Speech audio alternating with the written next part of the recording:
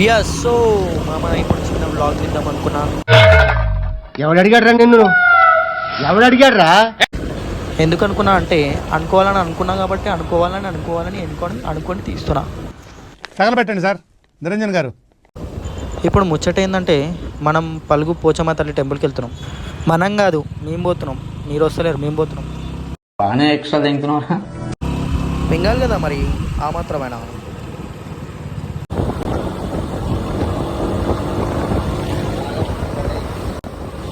నీ తారు పక్కకు మింగాయి.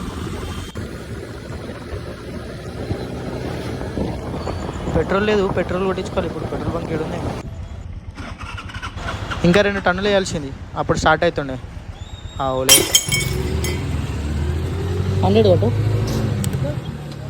100 పెట్రోల్ రేట్లు బాగా పెరిగినారా? ఎంత పెరుగుతుందిరా?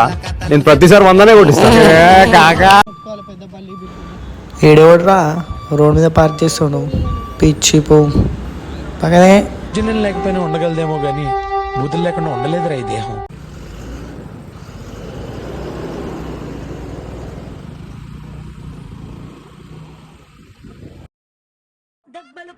పచ్చగడ్డి కోసేటి ఆంటీరో వాళ్ళ హస్బెండ్ చూసినంటే నాకు వేస్తాడు ఎండుగడ్డి. కట్టేదానికి నువ్వు పెంచే కుక్కలు ఎన్నైనా రాని సింహం ఇక్కడ. అంత సీన్ లేదు మనకి. దొరికినామంటే గాలి ఎగిరేసి అంటారు, కానీ మనం దొరకం కదా.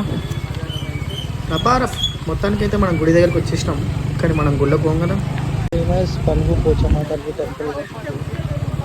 గుడిలోకి ఎందుకు పోతలేమంటే మనం స్నానం చేయడం మర్చిపోయినాం కాబట్టి.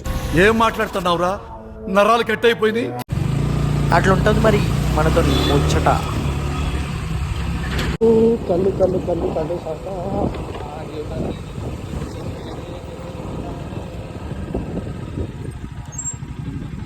ఇంత దూరం దీనికోసం వచ్చినాం. జరుగుపోయి పక్కకి చెడ్డు వేసుకొని అడ్డగనించినాం. డైలీ కస్టమర్ వచ్చినట్టు వచ్చినా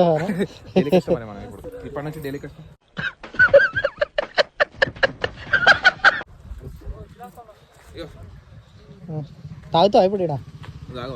ఏం తాగరా? అలవాట్లేదు నాకు తాగడం అలవాట్లేదు, ఇంకొక అలవాట్లేదు. రాముడు మంచి బాలుడు మాదిరిగానే గుడ్ బాయ్ మాదిరిగా పొద్దుటికి ఉండ. రసిక్ రాజా ప్రొడక్షన్, అడవిలో అరుపులు, టేక్ 1. ఏం ఫీల్ ఉండదు మామయ్య. సెట్టు